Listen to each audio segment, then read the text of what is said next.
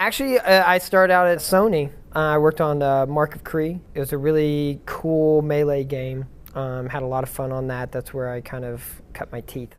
All the animators were traditionally trained, and I was actually kind of the exception. I had more of like the computer training background and everything. A few of the guys came from Don Bluth Studios, and they were just phenomenal animators, and they wanted to be able to animate the way that they're used to animating. And I knew enough about that to where I was like, oh, I know how I could put together a rig for you to do this or whatever. And at the same time, they were kind of training me and mentoring me on the animation side of things. The key principles I learned from those guys were, number one, golden moments. Always pick your golden moments in every single animation that you're doing.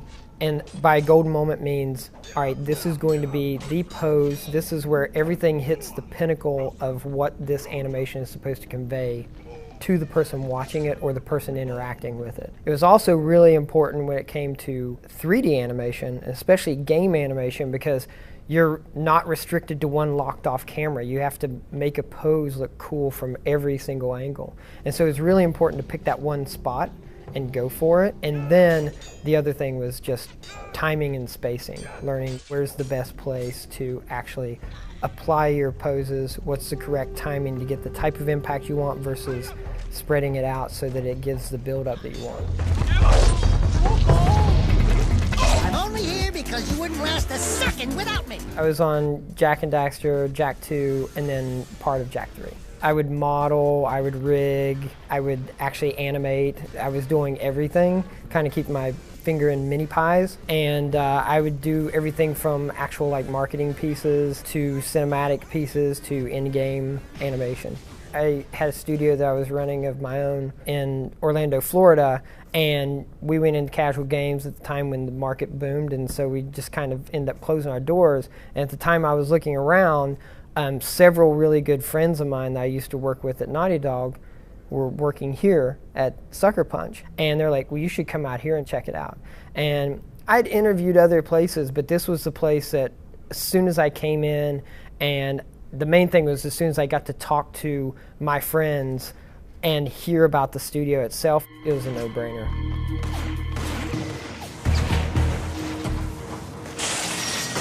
I came to the studio right when we started on I2. I came in as animation director at the time. The thing that draws me to animation in general and games is it totally appeals to my ADD.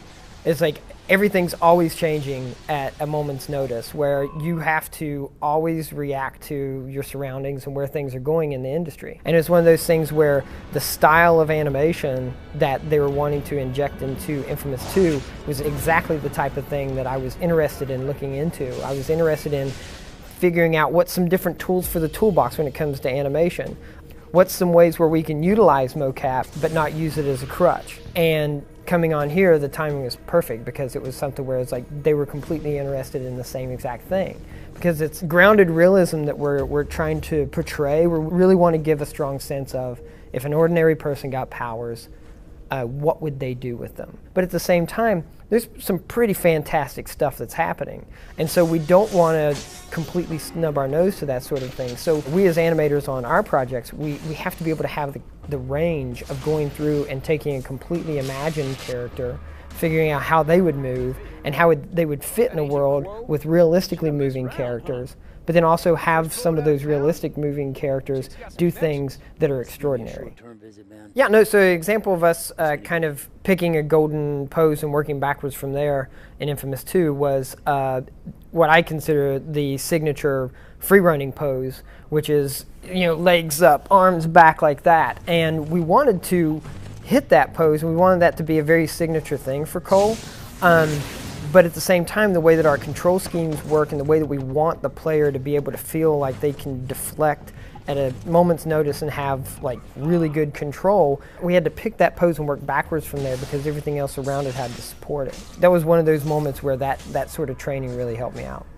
Whenever we went into everything with Delsin, and because he's this 24-year-old trying to figure out his place in the world, we really wanted to approach him as more of a reckless abandon type of guy. Basically, we'd ask ourselves a lot of the time is like, what if Johnny Knoxville had powers? It's not about trained motion. It's not about he grew up his entire life, free running around. It's about the fact that he is completely getting off on the fact that he has powers. And what does that mean? It means he's going to go about doing stuff where it's like, you know what? I don't exactly know how to jump off of this cliff. I'm just going to go for it and see what happens. And that's a really big difference this time around. But anytime we would put flailing in there, it started to feel like he was completely out of control and a little bit goofy. So it was a really, fine balance. I can't wait for people to really get to meet Delsin Rowe, because he's a pretty cool guy.